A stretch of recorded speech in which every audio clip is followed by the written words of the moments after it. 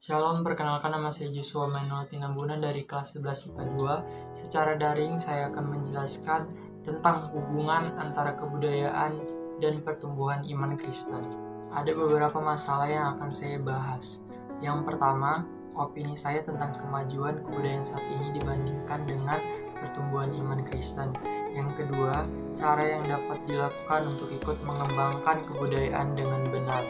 Yang ketiga, contoh pengembangan kebudayaan yang tidak sesuai dengan kebenaran Alkitab.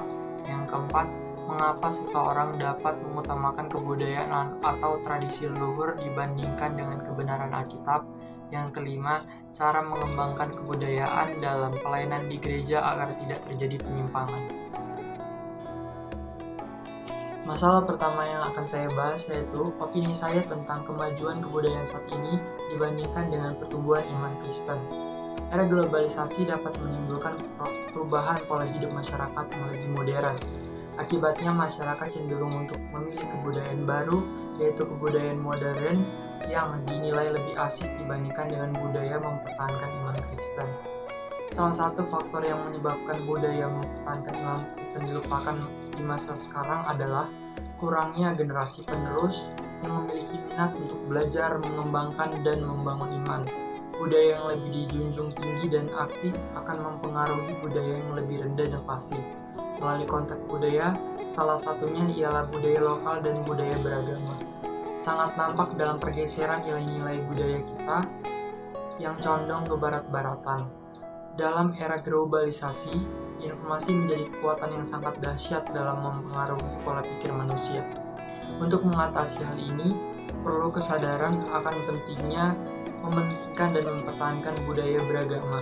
Kewajiban bagi setiap lapisan masyarakat umat Kristiani untuk mempertahankannya, di mana peran generasi muda Kristen sangat diharapkan untuk terus berusaha mewarisi budaya beragama dan akan menjadi kekuatan bagi eksistensi budaya mempertahankan pertumbuhan iman itu sendiri walaupun diterpa arus globalisasi.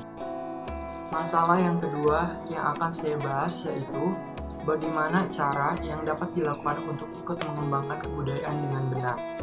Yang pertama yaitu mengajarkan kepada generasi penerus tentang kebudayaan yang seharusnya dikembangkan dibandingkan menjunjung tinggi budaya modern yang tidak memiliki nilai iman dan pendidikan.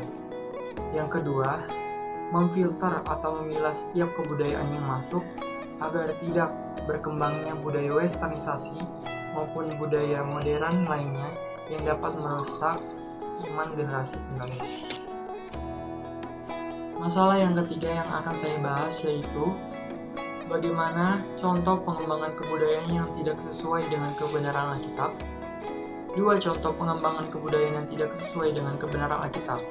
Yang pertama, menjunjung tinggi perilaku westernisasi dibanding menjunjung tinggi perilaku iman yang baik dan benar. Yang kedua, mengadakan konflik antar suku atau ras demi mempertahankan budayanya maupun mendapatkan wilayah. Masalah yang keempat yang akan saya bahas yaitu mengapa seseorang dapat mengutamakan kebudayaan atau tradisi leluhur dibandingkan kebenaran Alkitab. Yaitu dikarenakan budaya leluhur adalah budaya turun-temurun yang dikaitkan dengan budi dan akal manusia yang selama ini kita pegang melalui suku kita masing-masing, dan kita tidak mengutamakan kebenaran Alkitab dikarenakan manusia zaman sekarang tidak mengimpaskan kebudayaan dengan kebenaran Alkitab, sehingga budaya tradisi dan budaya beragama menjadi tidak seimbang. Maka diperlukannya budaya leluhur dengan nilai kebenaran Alkitab. Bahas yaitu bagaimana pendapat saya tentang cara mengembangkan kebudayaan dalam pelayanan di gereja agar tidak terjadi penyimpangan. Cara mengembangkan kebudayaan di gereja adalah yang pertama dengan mengarahkan kebudayaan nilai-nilai religius serta nilai-nilai keseniannya atau gereja berdasarkan suku agar terus berkembang di dalam telinga jemaat maupun dapat menjadi pembelajaran yang akan terus dikembangkan oleh generasi penerus umat Kristiani. Yang kedua, juga dengan adanya toleransi dan kedamaian antar jemaat dalam satu atap gereja maupun antar gereja lainnya.